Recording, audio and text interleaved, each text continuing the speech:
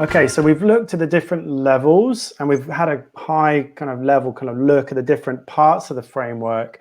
Let's just come back for a moment just to focus in on the acronym. We were talking at the beginning about the acronym holds a lot of the definition and the purpose and application.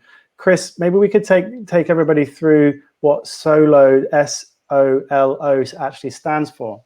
Yeah, absolutely, Tom. And I think the first thing that always strikes me, which is this one that we're starting with the structure of observed learning outcomes. Like each of those words is so important.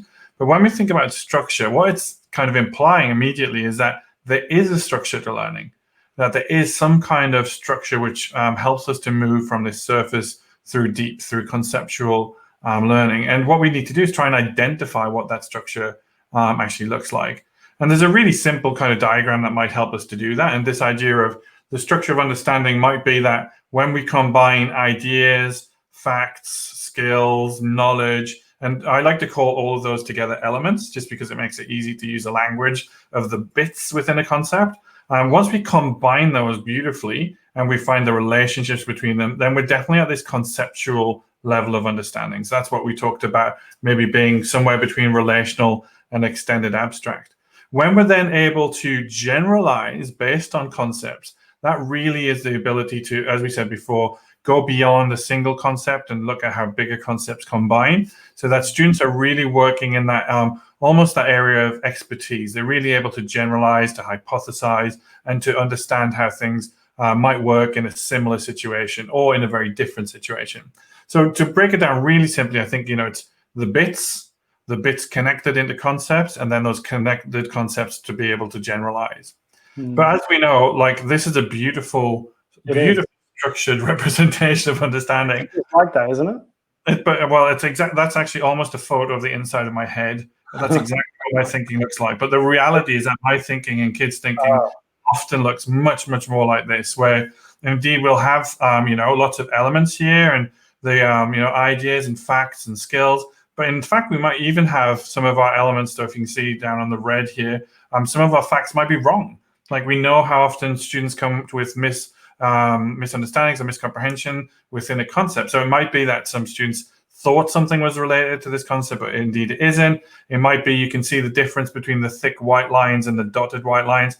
It might be that some of those connections are really strong and students have got really great understanding between this element and this fact. But in fact, between this idea and this fact, the connection is actually quite weak. So that's the challenge, isn't it? That it's not a beautifully structured kind of building block approach to understanding. It can actually be very, very messy. And in fact, we often find, and I often find, is that we spend a lot of time in this multistructural. So this is almost the kind of a different visualization for multistructural. And I know that when I was teaching languages, often I felt I stayed in this space all of the time. I kept giving them more stuff, kept giving them more elements, more ideas, and more facts, without ever really helping students to connect those ideas together. And often would be like, oh, we'll do that next year when you're in year 10, but let's focus in on these little elements. And that's always been a regret for me. And I think hopefully something I changed in my own teaching practice, to really be aiming for that relational and then into that extended abstract level.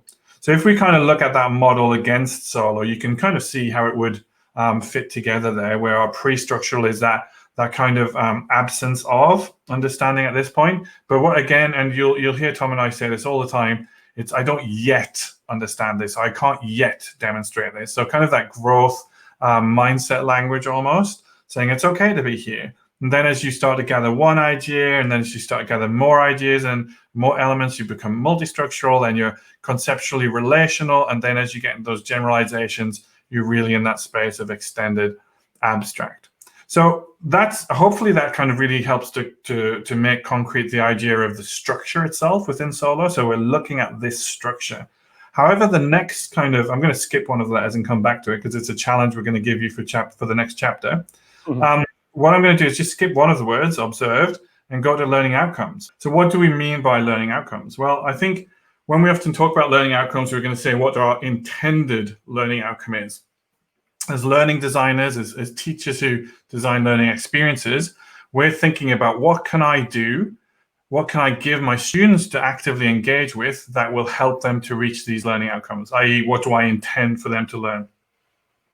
The challenge is always going to be that the designed learning outcomes are not always the same as the experienced learning outcomes. And I think that's where Solo comes in really, really handily to help us to look at our impact as well as educators and what we've designed for students to see whether it has indeed moved them onto the learning outcome that I wanted them or I intended them to meet. And we're really going to explore some of that in chapter 3. So I'm very excited to look at that.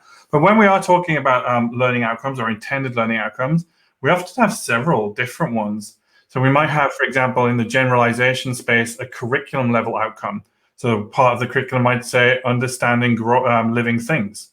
Like that's a big generalization, a big kind of conceptual generalization. But then we might have a concept level outcome, and that would be, for example, what you've put in your concept bubble. So that would be the stuff that's written kind of around the outside of that concept bubble there. We might then have a micro level outcome, and you might think of that as kind of, well, it's almost a relational one where I'm starting to get kids to make some connections between elements. They're maybe not at a conceptual level yet. They haven't really got the full concept, but they're definitely starting to kind of make some connections there.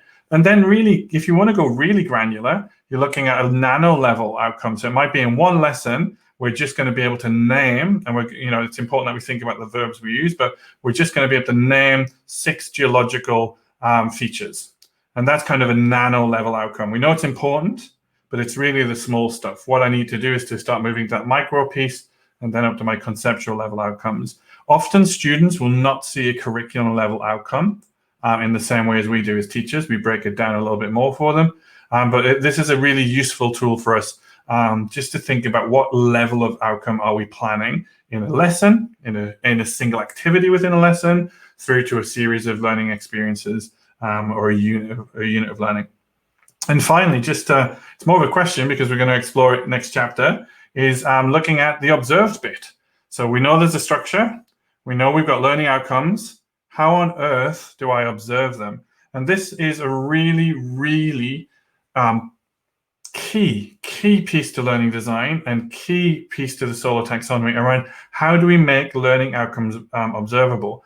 So we're going to be talking about proxies and signal strength in the next chapter. We're really going to delve into this, which I am extremely excited for, because I think it is really where we can start to get our designer hats on and start designing some really, really wonderful learning. All right, thanks, Chris.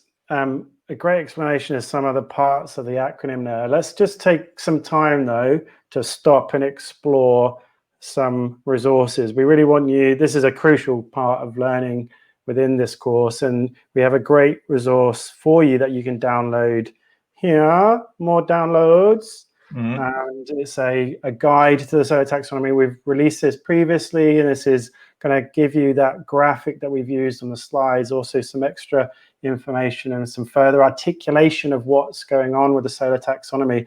So let's just take a moment to download that resource, spend some time reading it.